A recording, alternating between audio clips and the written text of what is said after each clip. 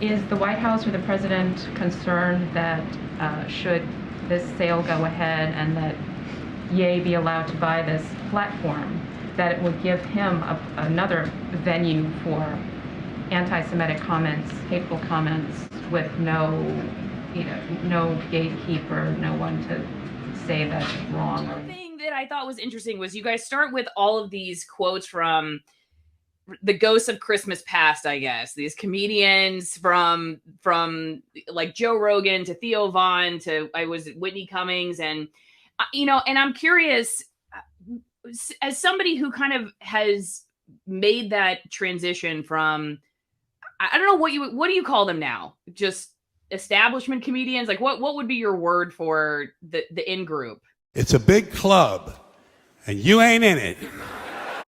Gatekeepers, because they literally do gate they keep the gate. So they establish what you're allowed to make fun of, and if anyone goes past that, they get shut down. And so a lot of people don't understand what gatekeeper really means. It's kind of like handler, like the handler of the mass consciousness. So Dave Chapelle and Bill Burr and Joe Rogan, and these guys are the ones that establish the line, and that's as far as you're allowed to go with intellectual thought or mockery or questioning, because the comedian has something called jester's privilege, where you're allowed to make fun of the quote unquote king. And so during the nonsense with the masks and all that stuff, it was our job to make fun of it. It's our job to make fun of the Me Too movement, or our job to make fun of David Hogg, or any of these like topics that I would get in so much quote unquote trouble for. They were tending the gate. And so the gate says, not until this time can you make fun of this. You can't make fun of this foreign policy or blah, blah, blah.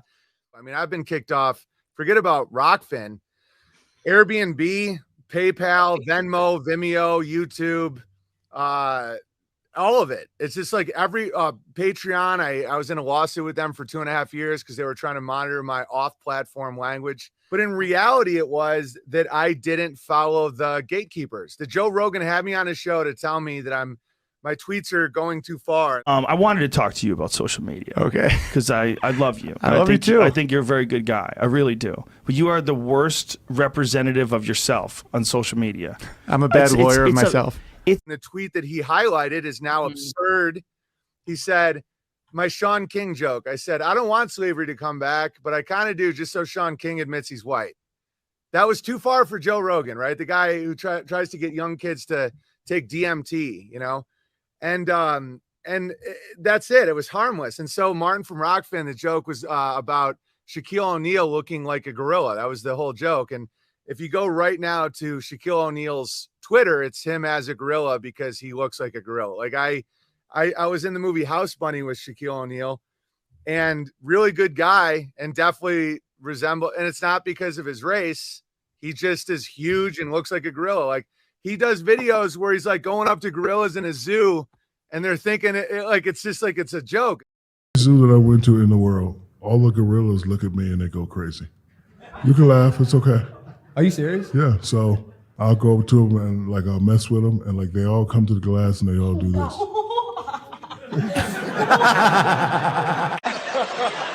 Shaq, man, you look good. You look good. Congratulations. Your knuckles look scraped. Did you walk here?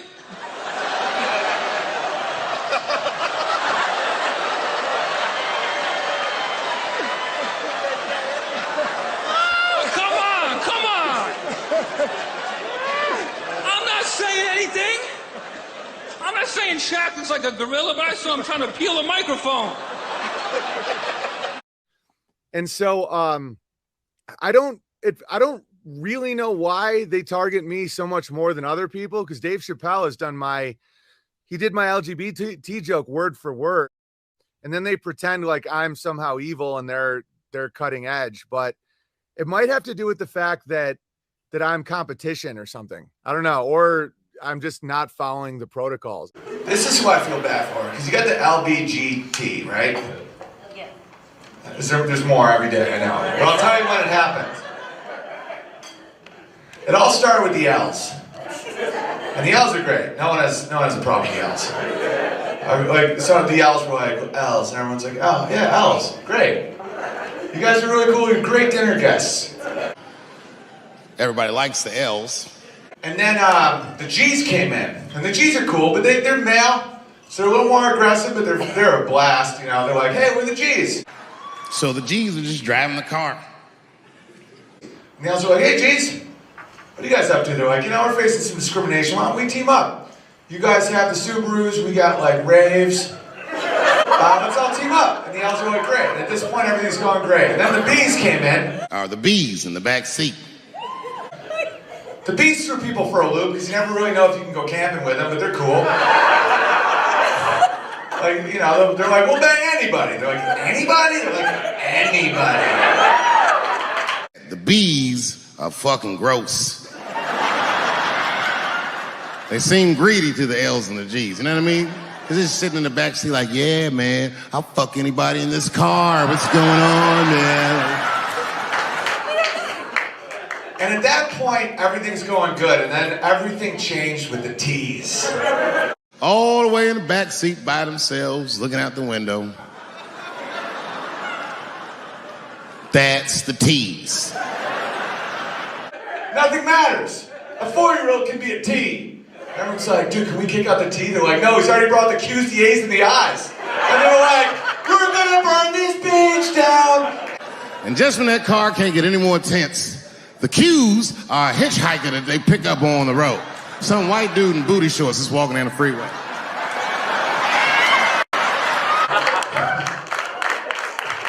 Oh, fuck, that might be a fucking great joke, guys.